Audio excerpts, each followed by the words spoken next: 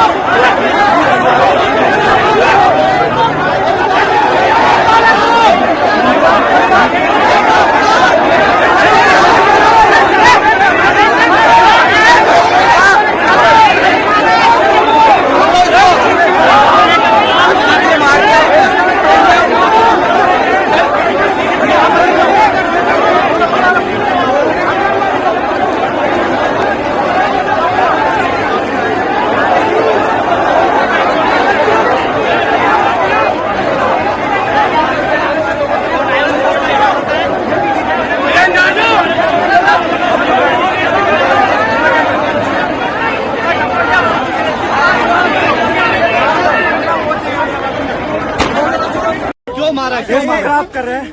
किसने क्यों मारा आपने? ये मच्छर जिहादी मानसिकता के लोग। कौन?